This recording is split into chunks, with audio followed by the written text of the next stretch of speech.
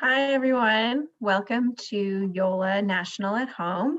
My name is Emily Bourne, and I work with YOLA in the LA Phil.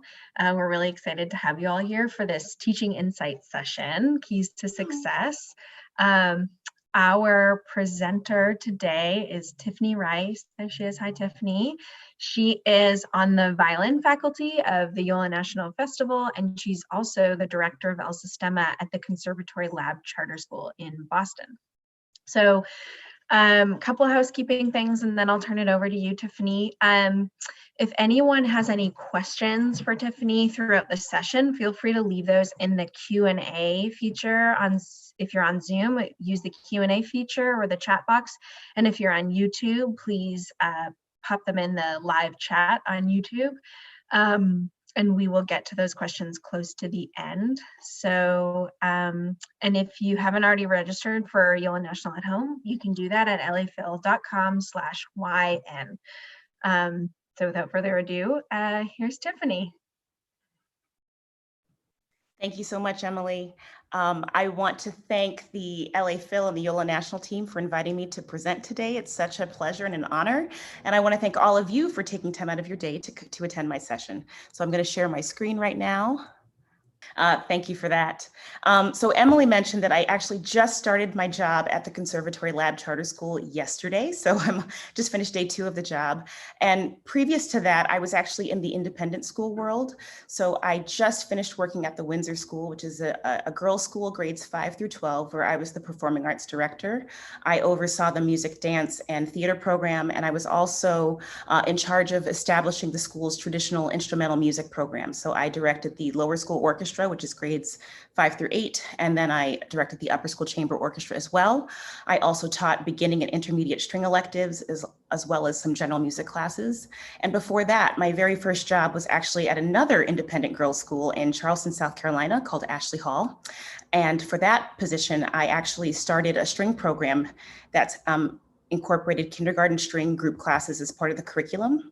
And those classes then served as a feeder for the school's applied lessons program, which we eventually named the Carolina String Academy, which included group classes that happened both during the school day and after school, as well as private lessons. So I've actually taught students of all ages and levels, and I would have to say hands down that beginners are my absolute favorite. So it's really exciting to be able to talk to you about setting them up for success. So we'll just go ahead and get to it. So for today's session, I have 3 objectives for today. The first is to understand the essential components of establishing healthy playing with beginning string players. The second is to address the importance of mindset in nurturing talent and developing motivation. And the third is to discover creative ways to make learning joyful and engaging for the students. So what do I mean by success? I looked up that definition in Merriam-Webster, and it's defined as favorable or desired outcomes. And that's exactly what we're looking for in terms of establishing a solid physical foundation. So can the student hold their instrument, whatever that looks like, or the bow? Can they develop a beautiful tone? Can we instill confidence and motivation? And then can we also spark joy for the students so that they enjoy playing music and they want to make that a part of their life? So let's start with the first key to success, which is the physical setup. And we're going to cover standing and sitting. We'll cover right hand. So for standing and sitting, regardless of what the instrument calls for, it's really important that the students start with a lengthened spine. And this part of the presentation draws a lot on Alexander technique. And so if you think back to your own schooling, or maybe somebody in your family said, "Hey, sit up straight." As soon as you say that to somebody, the tendency is they sit up what they think is straight, but all of a sudden your body becomes very rigid, and actually you're not sitting up straight at all, and you're doing things that are probably a little harmful to your spine. So we want to use words like long or lengthen just to create some length in the student's torso. And remembering that, the vertebrae starts right in between the ears and that your skull is just balancing on top of that. So we want to do whatever we can and remind students as frequently as possible how important it is to keep that length so that they can maintain healthy playing position. So you want to start with long spine for standing and for sitting. You want to make sure that your neck is soft. And that's especially true for upper string players, particularly if you put a violin or viola on the collarbone. The tendency is the student clamps down with their neck, then all of a sudden their head is turned this way, then they can't see the music, so then they twist their body, and now they're kind of contorted. And again, they're establishing some habits that won't be healthy or sustainable down the road. And assuming that, they're standing in rest position, you want to make sure that the students have soft knees so that blood can flow to all parts of the body. And then the student can make a V with their feet and then take a step. And I usually step with the left foot to help support the instrument. And then I always remind my students that we want the nose, the belly button, and the toes to be in alignment. Again, as soon as you start doing this and then you have to start contorting, that just makes things a little bit uncomfortable.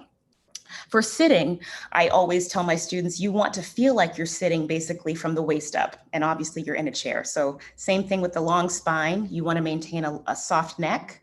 You want the student to sit on the edge of the feet, or edge of the seat with their feet planted on the floor. And for both sitting and standing, when you're planting the feet, you want them to be about shoulder width apart, which provides good balance. And then again, you want the students to feel like they're standing from the waist up. And I like to play a game with my students in class, or even with some of my private students, that they like to sit down. I'll kind of snap my fingers or I'll clap and see how quickly they can stand up. And I think that's also an indication of how well they're sitting in their seat. So now let's talk about the right hand. We're going to cover bow hold, some bow strokes, and tone production. I had the pleasure of team teaching with a wonderful instructor in Charleston, South Carolina. Her name is Mary Taylor, very good friend, excellent teacher, excellent violinist. And before I started teaching with Mary, I always started with the left hand. I always started with the violin or viola or whatever the instrument was, and then I would kind of add the right hand a little bit later. And she had a different approach that I've actually really come to love, and I now use that, where I start teaching the right hand first, and then I work with the left hand concept separately, and then eventually those two can merge when the student is ready. But the idea is that if you can get the bow hold work going quickly, once the student is ready to get the bow on the string, they can make a beautiful sound the first time they pull the bow across the string. So some general characteristics to remember. We want the bow hold to be flexible, and we want it to be something that's second nature. And I always say it's just like picking up a pen or a pencil. It doesn't take a student 5 seconds usually to pick up a pencil and figure out where to put the fingers. They can just pick it up and start writing. And that's the goal I think we want to achieve with bow hold as well. You want to make sure that the fingers are loose and that they understand their role on the bow. So, some fingers are meant to transfer the weight of the arm. Some fingers are meant to help with articulation, and then some fingers are meant to balance. But it's important that the student understands that and that we can see and feel that on the bow as well. And then I just have a few illustrations of the upper bow hold, upper strings bow hold for violin and viola, where the pinky's resting on top of the bow, the cello and French bass bow hold with the pinky hanging over, and then the German bow hold right there. For really young beginners, I have become a big fan of the bunny bow hold setup, and I'll use this for basically all string players except German bow hold, of course. And for young players, they have really vivid imaginations. So the idea of a bunny rabbit is somehow really mesmerizing to them, and it works. It's really effective. And when I start with really young students as well, I start with a pencil, and then I graduate from a pencil to a dowel rod, and then from the dowel rod to the actual bow. For older beginners, I might start them out on a pencil just so they can understand the hand shape, and then I'll transfer them to their actual bow, and I don't spend much time on the pencil. But let's talk about the bunny. So, and again, for the beginning stages, whenever I have a student pick up their bow or form their bow hold, I always have them shake out their hands just to get them to release any additional tension that they might be holding in them. And then the idea with the bunny is that the middle 2 fingers form the teeth of the bunny's mouth. The thumb is like the mouth, and then we've got this O shape. And then the index finger and the pinky are the ears. We're going to feed the bow to the bunny, and then we stop. We rest one ear on top because I'm a violin player, and then we rest the other ear over, and then you have your bow hold right there. And that's something that the students can really grasp really well. For young players, if they do tend to forget, I'll actually mark little dots on right at the first knuckle crease of their middle 2 fingers, and I'll put a little dot on their thumb, and then I'll have them connect the dots, and then they always seem to remember. I find it really helpful. And like I said, they love the bunny image, like the bunny's hopping around. It's also a great way to figure out if, if students have tension, what will happen is the bunny mouth collapses and it becomes more of like a duck shape because the fingers are too straight. And again, the way I work around this is I have them shake out their hands a lot. We aren't in a situation right now where we can get close and actually help to mold the student's hand, but I think reminding them of this O shape, this open shape here is really important, and that everything is just curved and it's almost like they're looking through a telescope. And that seems to work pretty well. And I also wanted to make one disclaimer. There's so much that we can talk about with beginning string pedagogy that we cannot possibly cover in an hour. So a lot of this might be review. Hopefully there's some bits in here that are new for you, but we'll be kind of just using broad strokes. And if we have another session available to us in the future, I could spend an hour alone on just the bow hold. In talking about the bass bow hold, figuring out whether you want to use German versus French, the answer is both are fine, and you can teach both to your students. One thing that you need to consider is just that with a German bow hold, that tends to be better suited for students with longer arms. Since the student is wrapping their hand around the bow, they just lose a bit of that arm length that they would normally have with the French bow hold. So if you have somebody who's maybe shorter in stature, you may want to encourage them to use the French bow hold. And then if you have somebody who's taller with longer arms, German can be fine. But it's perfectly acceptable to teach both to the students, and it just adds some versatility to them. Great. So let's say you've been working on the bow hold a lot and the student is in really great shape, and now you're getting ready to get the bow on the string. There's some preliminary exercises that you can do before they actually, play their first official notes. And one that I really, really love is bow tubing. Now, my students always laugh when I bring in my bow tubes because they say, that's a toilet paper roll. And I say, no, it's a bow tube. And the bow tube is great because it helps simulate the bowing motion. And I hope you can see my elbow in the video. For upper strings, it's really helping to unlock that elbow motion that's so important. And same with lower strings. You can have them hold the bow or hold the tube and the bow in front of their torso, and they can bow here. And again, it's unlocking that elbow motion that will really help them transition to playing with the instrument. Another great set of exercises that you can do, I'll grab my violin here, are just some silent bow placements on the instrument to help them familiarize themselves with where the bow lands.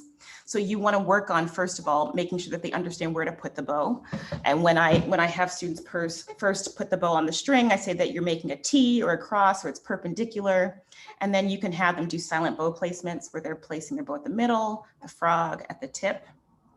You can have them do some silent string crossings, which helps to establish string level so that they understand when they're on their highest string that their shoulder is lower, and then when they're on their lower string, it's a bit higher.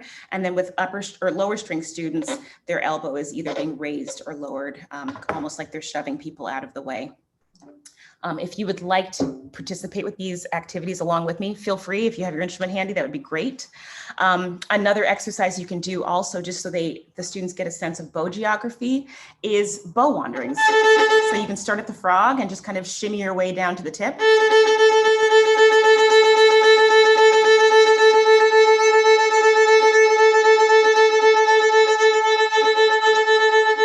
And even though, we tend to work with just half the bow for students, for upper strings, for instance, we like to have them start in the upper half. And for lower strings, we like to have them start in the lower half. That doesn't mean that they can't get the feeling of what it's like to pull a whole bow, because they will eventually be moving towards that. An exercise that I have come to love is one from the Paul Roland method.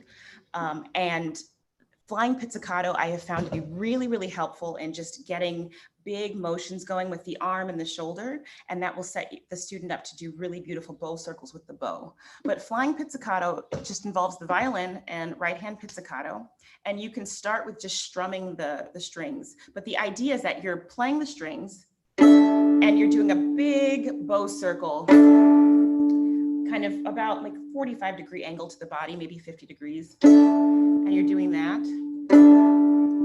You can have students focus on just one string. And you're also preparing them for really beautiful, rich, resonant sounds on their instrument. And once they become experts at flying pizzicato, then you can just incorporate that with bow circles, where they really sink into the string. They get that whole bow motion. And they're also developing those big muscle groups in the shoulder and the back. And I mentioned on the right-hand side, I put a few reminders, which I already talked about, just making sure that I do mark my students' bows. I put a middle marker so that they understand where the middle is, and they always have that as a reference. So for upper strings, again, you want them playing in the upper half so they can isolate that shoulder motion. And then for lower strings, they'll be playing in the lower half of the bow. And establishing sounding point is also really, really, really important. I know everybody has slightly different ways for explaining that to students. I call this area between the fingerboard and the bridge the bow highway. Some people call it the Chrysler highway, but I do make a point of playing for my students so that they understand that the sound right over the fingerboard is very different than the sound right over the bridge. And they're striving to play what I call it lane 3. Lane 3 is right in the middle. I refer to lane 1 as the lane right over the fingerboard and lane 5 as right over the bridge. And lane 3 tends to go right over the F holes, and that's the goal that I try to establish with my students. All right, so let's say they've done all those preparation exercises, and we'll cover some games later on in the presentation. And now they're ready for some actual bow strokes. There are 3 fundamental bow strokes that I think will really, really set the students up to play with a beautiful, expressive sound as they get older and they develop. The first is martelé. Second is détaché, and the third is legato. Martelé is that hammer stroke, and I put the word poof there. I studied with Mimi Zweig at Indiana University, and so the majority of my pedagogy comes from studying with her. And she's always describing martelé as a poof. And so you want the beginning and the end of the note to have a consonant sound to it, which means you're going to catch the string on the bow. And then the middle of the note is going to be an open ringing sound. And that's where the beauty comes in. And this bow stroke might be difficult for beginners to get at first, but it's an excellent way to really make sure that the student is using the weight and using speed in a correct way, and you'll be able to hear when something is off. So we start in the middle for upper strings, catch the bow, so which means I'm just kind of grabbing the string, and then I poof to the tip, catch, and then I poof back to the middle, and you can hear the ring that comes from that. And if the student is using too much weight, you won't hear the ring as much, or if the bow is too slow, or if they don't have enough weight, you know, you can troubleshoot and figure things out pretty quickly with that martelé stroke. Legato is the exact opposite of martelé. So instead of, I always tell students it's kind of like stopping at a stop sign. Legato, there are no stop signs. So you're just moving back and forth, smooth and connected. And then détaché is obviously just separate bows. Another thing that I found helpful in developing tone, and I learned this from my Suzuki training, at Ithaca, is you can kind of establish a core zone. And the core zone is kind of a small chunk of the bow right in the middle. I would say it's kind of like middle, maybe a middle third. And you only let the student play in that small chunk, and you can mark it with tapes. And everything they do has to be in that portion of bow.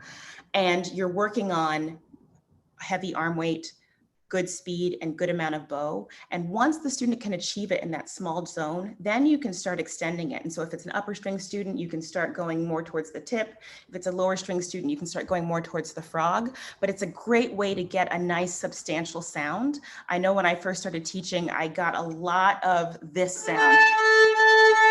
It was smooth, it wasn't scratchy, but there was no core to it. And I found that between these, like the martelé stroke and the core sound, it seemed to really, really address that nicely. And then just a reminder again about factors for tone production.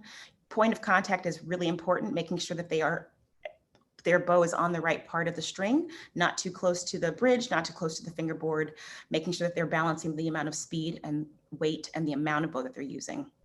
And another thing to think about is the angle of the bow and the stick on the string. When I start beginners, I don't get into the nuance of tilting the stick away from the student, or I just say flat hair and you want the stick right on top of the hair. For lower strings, it's a little bit different because the instrument is, you know, it's facing this way. So you can tilt the stick towards the nose, but it is important that every single horsehair is flat on the string. So some troubleshooting. If you're teaching a lesson, or you've got a group of students and it's just not, you know, sounding right, or some things that they're complaining about, like my thumb hurts. Typically, if a student is saying that their right thumb hurts, it's because they're probably squeezing. And the thing you can do with that is you can have them wiggle they can hold their bow and just wiggle that thumb and make sure that that thumb muscle is really soft and pliable. And something I forgot to mention is when you're doing all this bow hold work, I have students tap their fingers constantly, because the idea is that if they're tapping and they can move it, then it's not loose or it's not tight and it's not locked. So I would encourage lots of tapping. You can have them tap the syllables of their name. I have them make up rhymes. They can make up their own rhythms. Sometimes they tap like their favorite food, whatever you'd like for them to do. If you're finding that a student's tone is forced and scratchy, you should probably look at the weight and maybe the amount of bow or the placement of the bow. But typically if it's scratchy, they might be pressing too hard. So just make sure that the weight is a little bit lighter. And again, tap those fingers on the bow to make sure that they're not squeezing and contributing to that. And if the student's tone is too light and unfocused and it's kind of that breathy sound, it may mean that they have some tension in their shoulder and that they're gripping up here, and they just need to soften that shoulder and sink into the string. When the bow is on the violin or viola or cello or bass, you want the string to hold up the bow, not the other way around. We don't want to think about placing the bow on the string, but the string is holding up the bow. All right. So in a nutshell, that was the right hand. We're going to transition now to the left hand, which is focusing on instrument balance, left hand shape, and finger patterns. So just some tips for finding ideal instrument balance. One thing I want to say before you start working with the instrument, I think it's important that the students know the names of the parts of the instrument, because I use them specifically as references for where they're placing everything. So it's helpful that they know, their end button, and they know where their scroll is, and they know the names of their pegs and everything like that. So for violin, you want to make sure that the violin is resting on the collarbone. I call it the violin shelf. And you also want to make sure that the jaw is on the chin rest. And I tell my students that that's kind of a misnomer. Some students will actually place their violin on their jaw, and you get this look where it's kind of jutting out in front of them, kind of like a beard. You want to make sure that the jaw, the corner of the jaw, is what is on the chin rest. And I use the end button as a point of reference also. So we want to aim the end button to the middle of the neck. The violin is resting on the collarbone and the jaw is on the chin rest. And if you remember, again, we want our belly button, our nose, and our toes to be in alignment. That should set the student up to hold the instrument comfortably and correctly. Another thing you can do is called the I Dream of Jeannie exercise from way back in the day, but you can place your left arm, left hand on top of your right arm, and just bounce it a little bit to make sure that it's soft. Open up your left arm and hand so that you're pretending like you're reading the palm of your hand. And then you could place the instrument to the student, and that just about every time is the correct placement for that particular child as to where they should hold the instrument. And then that also gives you an idea of where the bow should go. So I found that to be pretty helpful. Getting into playing position with upper strings also, you can do the Statue of Liberty exercise where they develop some arm strength. And then, I have them place their finger on the end button and then float it onto their collarbone. I sometimes get students where they it's droopy because they're dragging the violin up instead of placing it from above. And that's just something to look out for and to remind your students about. For cello, again, they're seated, they're on the edge of their seat, and they can use the C peg and the lower ribs of the instrument as a reference point. So you want to make sure that the C peg is behind the left ear. That's a good point of reference. And then you want to make sure that the knees are supporting the lower ribs of the instrument. And then from there, once I see that those items are in place and in the right spot, then I'll take the end pin out and figure out how far it needs to go. And then that usually works for me every time. And you can have the student practice going from standing to sitting just so they can reinforce what that feels like for them. For bass players, you can have them start standing, and then after about a year or two, you can transition to teaching them how to play from a stool. But for standing, again, they've got the nice long spine.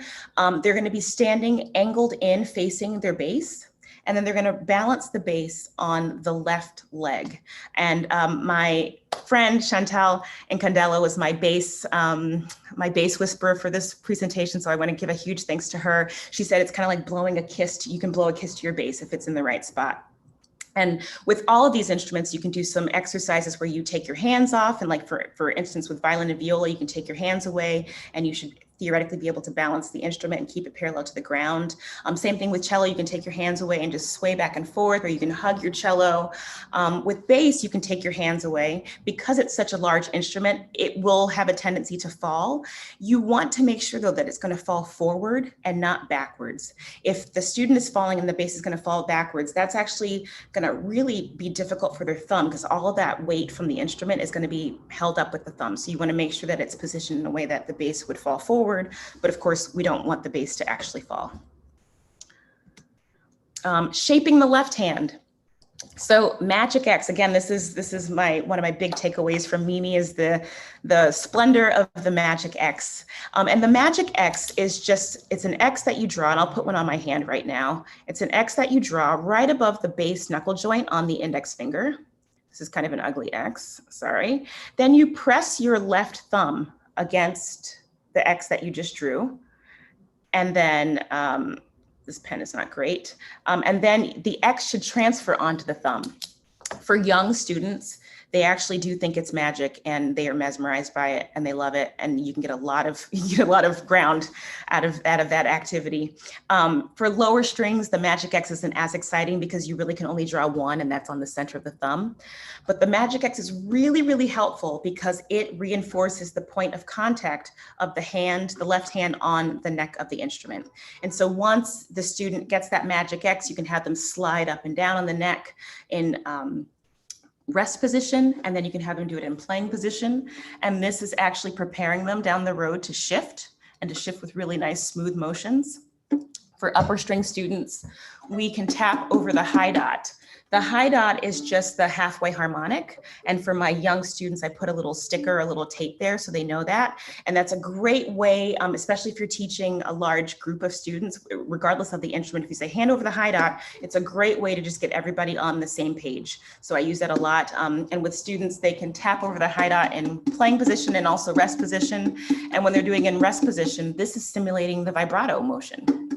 It's helping to unlock that wrist. So when the student is playing a few years down the road, they already know what it's like to vibrate, and they have that wrist motion unlocked.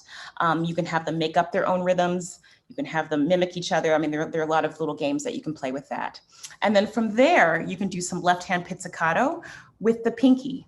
The pinky is the weakest finger. So learning how to do pizzicato with a nice clear sound is helping to strengthen that pinky. And again, it's reinforcing having a good sound in the student's ear.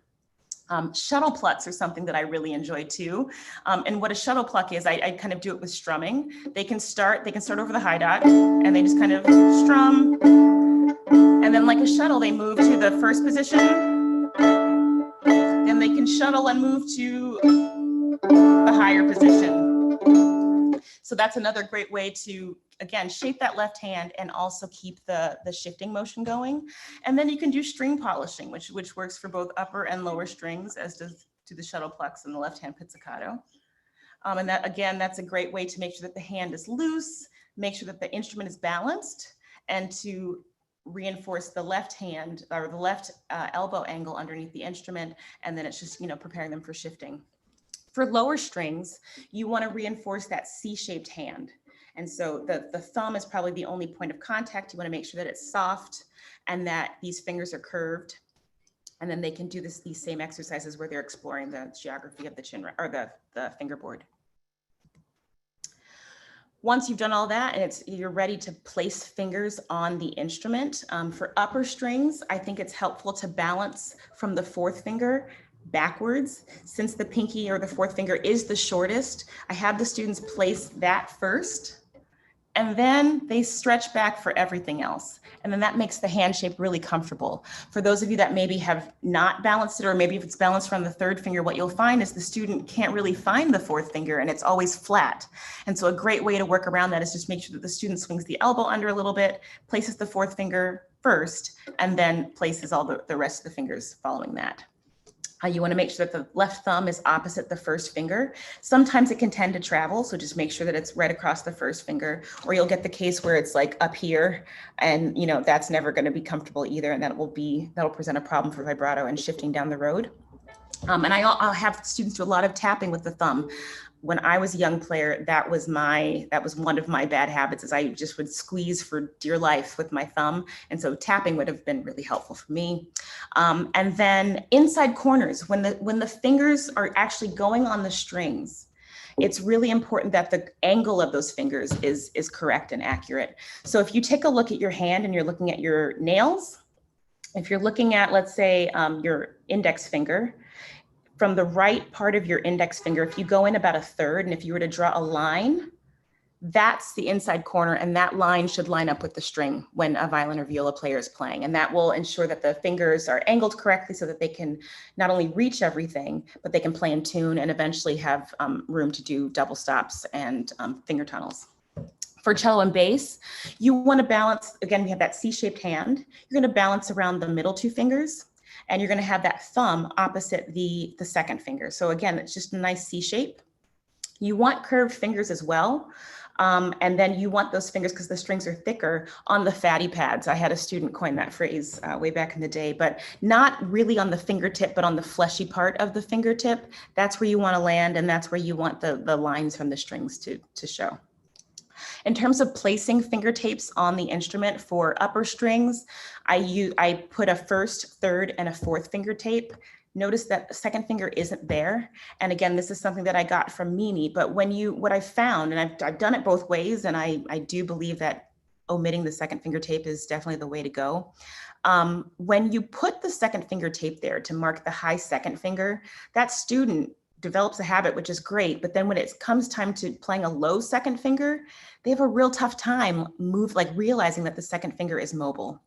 So if you leave that tape off, then they understand that there is room for that finger to move. And so it's not quite as, it doesn't quite confuse them or break their habit quite as much. And then for cello, you're going to do first, third, and fourth finger tapes.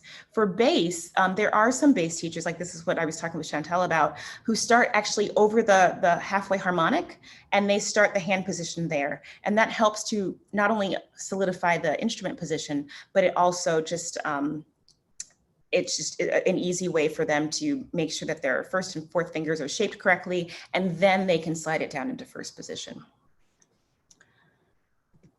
All right, so assuming that the left hand shape is in great condition, you can start working on like beginning songs. And I always start with open string songs, and you can do those pizzicato, you can do those arco as well. You can reinforce that martelé stroke. One of the songs that I learned from Mimi, which is still a favorite of mine, is the Ant Song. And the Ant Song, it's an open string song, and the words correspond to the names of the strings. So for instance, each is the E string, each and every ant is the A string, digging in the dirt is the G string or D string, all the way to grease is the G string. And I'll play that for you. Each and every ant, digging in the dirt, all the way to grease. And then for viola and cello, obviously it's going to start on the A string, so it's ants, digging in the dirt, underneath the ground, all the way to China. And if you have time, you can have students come up with their own lyrics to the song. I've had students do that, and they really enjoy that process. There's also the CGC, GDG, DAD, AEA, which is just open string songs that follow this pattern. A, E, A, stomp with the right foot. Stomp with the right foot.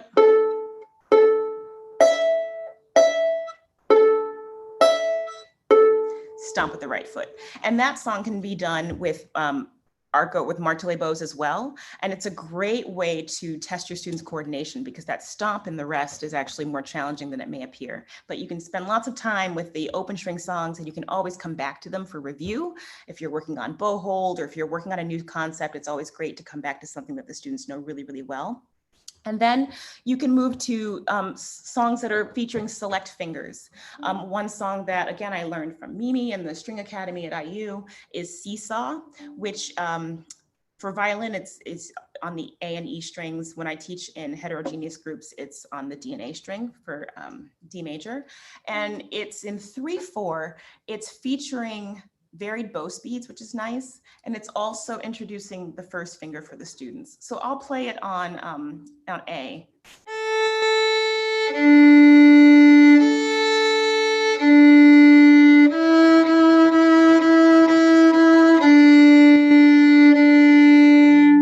And you would actually repeat the song twice since it's so short, but that's a great way to start establishing the first finger, getting that finger on the string. And then once the student has mastered that, then you can move to songs that feature all of the fingers or fingers of a tetrachord. So the monkey song is another great one for that.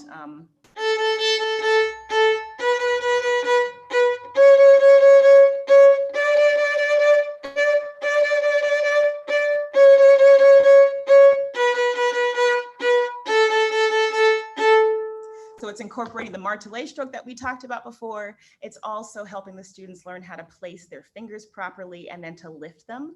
And when they're lifting those fingers, you want to make sure that the tension is dissolved and the fingers are just resting in the air. And then once they've done the monkey song, which you can do on all of the strings, the students can then transition to a major scale. So if you're in a mixed group, you can do D major scale. If you're just teaching one, you can teach whatever scale is convenient for that instrument. And then from that major scale, the sky's the limit. You can really, I would go to twinkle variations, but you can do anything. And that's completely up to you. But yeah, once they have the scale, they're ready to really explore some fun songs. So now we're on to key number 2, which is mindset, which talks about joyful learning, positive language, and success through mastery. And I think this is one, again, it's common sense, but I think we sometimes forget it, especially as adults who've been playing for so long. We forget how challenging it is to learn something new. And for a lot of students, their violin or their viola or their bass or their cello is the hardest thing that they do all day. For some of these kids who are really, really, school's not so much of a challenge for them. It's hard for them to play an instrument. And I think it's really important that we as teachers set them up for positive learning to make it enjoyable and so that they feel like they can accomplish things. So just a few notes on that. Just look for opportunities to incorporate games and activities to make learning more enjoyable. And those can be official games, which I'll show you some in a minute, and then they can be unofficial games. I've learned that students love a little friendly competition that I don't know, or maybe that's just the students that I have, but they love a chance to pick up their bow first. I've learned that students, and this is of a variety of ages, will do just about anything for a sticker. I was pretty surprised about that too. So just finding ways to provide a little incentive and make things fun for them can always enhance the learning process for the student. I think positive feedback can really help motivate students to strive for success. And it doesn't mean that you only tell them positive things. Of course, they're going to need to know what they need to work on. But I think if you can phrase that feedback in a positive way, it will really help the student progress. So, if you have a student who's playing and their bow is really crooked, instead of saying, your bow's crooked and the sound is not clear, you can say, why don't you try playing with a straight bow or try playing over your F holes? And I think that type of positive language, first of all, gives the student a clear directive on what they need to do. And it also just helps to open their mind and stay a little bit more positive in their approach. Growth mindset versus fixed mindset is also something that I think is really, really important. And I did some reading about this about 5 years ago, and it just kind of changed my world. But, a lot of times, especially as artists, we talk about students being so talented. Oh, you're so talented. You're so good at that. And the challenge with that, there's nothing wrong with a compliment, but what happens when the student can no longer do that skill? Or if they mess up, does that mean that they're no longer talented? And sometimes that's what students internalize. So I think it's really important that as teachers, we encourage students that whatever they work hard at, they can learn and they can master. And, stringed instruments are no exception. So part of that, when you look at this, the right-hand column, are different ways to say good job. I have a sheet of paper that has literally 100 ways to say good job to a student. I didn't put all 100 on here, but I picked the ones that I thought helped to promote the idea of growth mindset, and that learning an instrument is a journey and progress involves work. And so all of these compliments will help imply you're on the right path, but you're going to have to keep working. So You're on the right track. You're really working hard. That's much, much better. Again, having a chance to show the student where their growth is on the spectrum is important. Now you have the hang of it. That's coming along nicely. One more time and you'll have it. You've just about mastered it. And I think that's important rather than saying, wow, that was awesome. You're amazing. Because again, when they have an off day and they're not so amazing, that might be hard for them to hear and to process. Something I also believe and say a lot is that students will believe in their ability when they see that their teacher believes in their ability.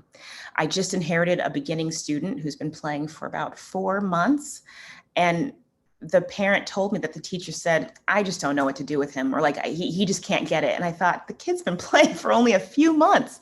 So I think it's important that no matter what, we show our students by what we say and what we do, that we believe in their success and that we know that they can achieve what they need to. Repetition is key, and we all know that. Just be sure to provide clear, specific feedback. If you're going to have a student do something 20 times, they need to make sure that they're doing it correctly. So that's going to be important.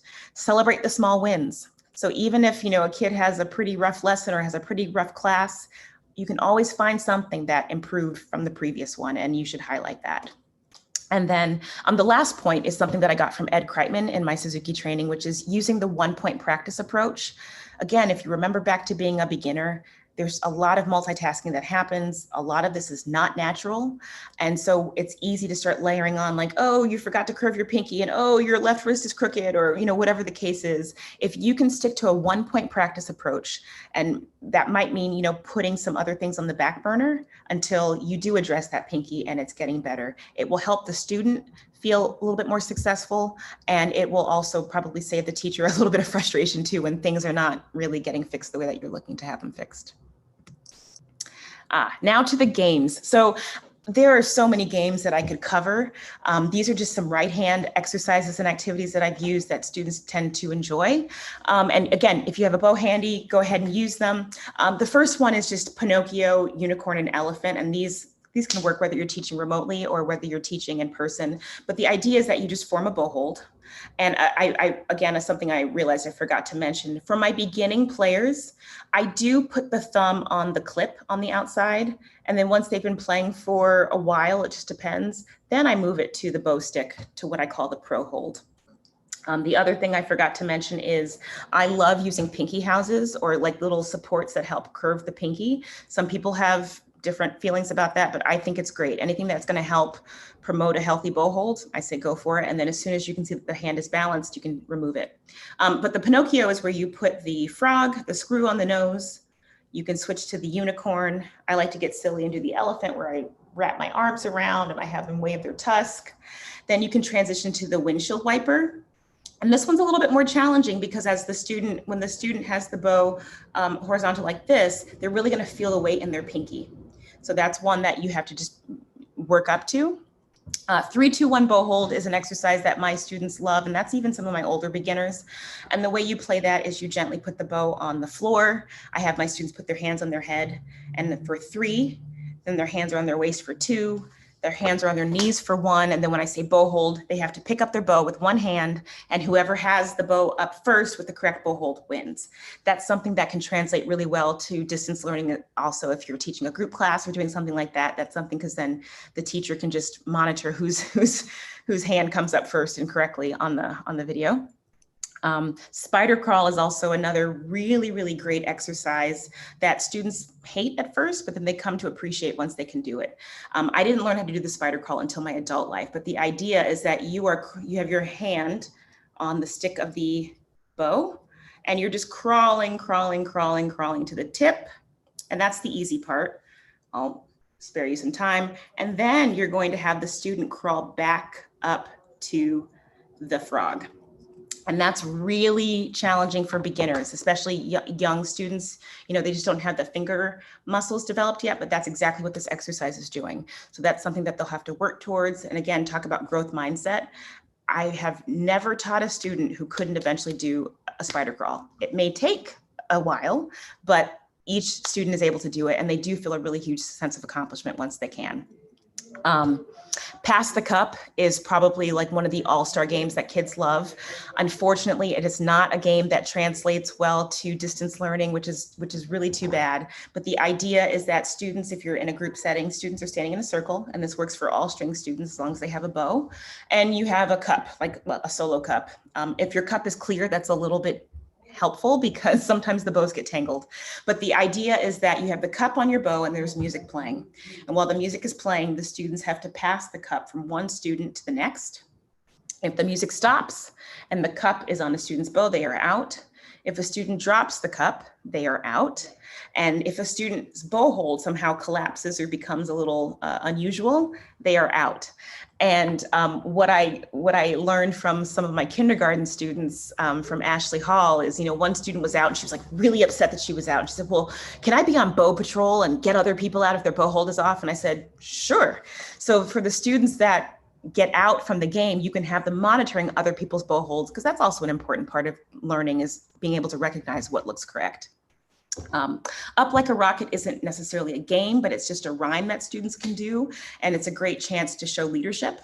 And the lyrics goes, again, I learned this from Mimi, and the lyrics go, up like a rocket, down like the rain, back and forth like a choo-choo train, round and round like the big yellow sun, down to the ground, check your pinky and your thumb. And the idea, of course, is that pinky and thumbs are the ones that tend to collapse the first or the fastest. So the students are just making sure that their pinkies and their thumbs are curved. 10 bow challenge is a really, really fun one. I'm doing this with the beginning student that I just mentioned a little earlier. You can do this with pencils, you can graduate it to dowel rods, and you can do it directly with your bow. But the idea is that the student with one hand can pick up their bow correctly 10 times in 1 minute. And so I'll have them do a little bit of math. I'm like, okay, so 10 bow holds, 60 seconds. How many seconds do you have for each bow hold? And they eventually figure out 6.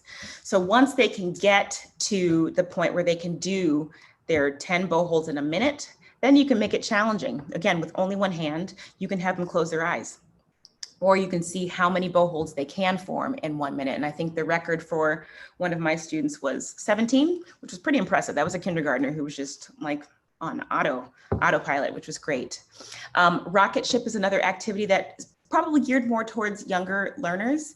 And this activates their imagination, where they start out on the ground, they've got their bow hold set, and they pick some sort of a destination. So it can be outer space, it can be another place in the world, whatever you want it to be. And their bow is the rocket ship. And the idea is that they stand up, they launch their bow into space, and then they can walk, they kind of just walk around the room and just making sure that they're maintaining the bow hold. Another great exercise, which I think is fun again because it activates imagination, is the slow motion balance movements. So I'll have students pretend to balance something on the tip of their bow. And usually it's information I gather from them. So if they're really into sports, I'll have them put, some sort of a sports ball, and, the more ridiculous, the funnier it is to them. And they have to balance that. And then you give them instructions. You can do a follow the leader. So you can have a student who maybe has a great bow hold can be the leader, or maybe somebody that needs a little bit of encouragement can be the leader. And then the idea is that they are just tracing that bow hold. They're moving it slowly. You can have them move it in circles, but the whole time they're trying to balance that imaginary object on top of their bow. And it's really teaching them about control and variation in bow speed. Again, there's so many more, but we only have an hour today, so I'll keep going. The final key to success is incorporating creativity and exploration into the beginner's education. I came to this conclusion about incorporating improvisation and creation and sound effects because at Windsor, I was teaching a 6th grade beginning string class that lasted for 9 weeks. And then my last 2 years, it was actually only 6 weeks long. So I kept thinking, like, what kind of experience can I leave for these kids who are 6th grade? They're very, very, they're academically gifted. So they learn, they pick things up really quickly. And I didn't want to spend the whole 6 weeks just like practicing a song that they could perform for somebody. I figured it could be more. And I really found that they responded well to improvisation and creation. And that can happen at any level. So you can have a 4-year-old who can do instrument percussion, or if you're doing, having them tap over their high dot, they can make up rhythms that you and the teacher can do together. You can do call and response on open strings where, one person plays one thing, the other person does their own response.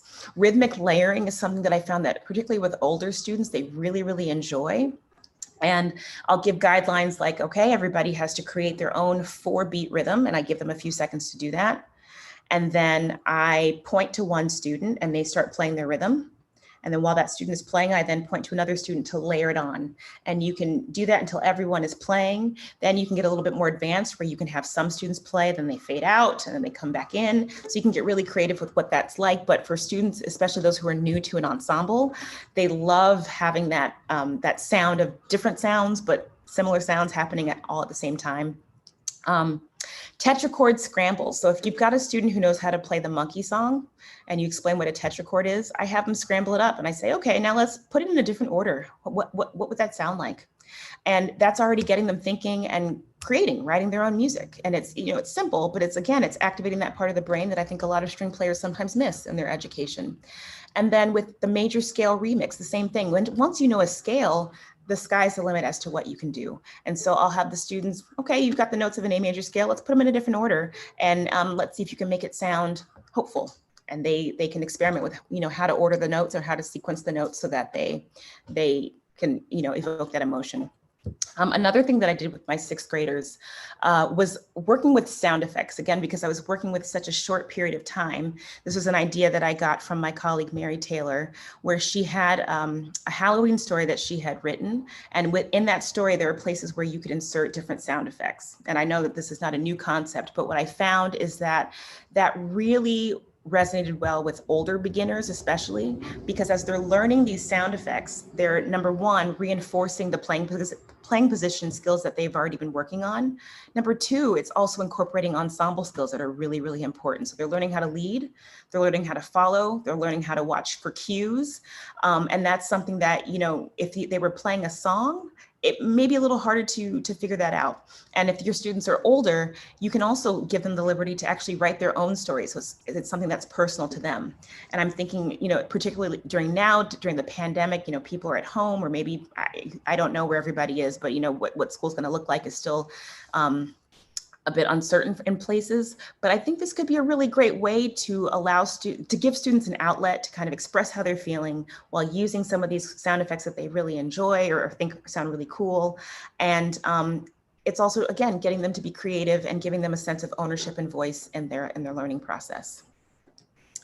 So that basically concludes the presentation. I just wanted to take a moment to show you some references. These are websites where I either got my images or I know that I've used information from them.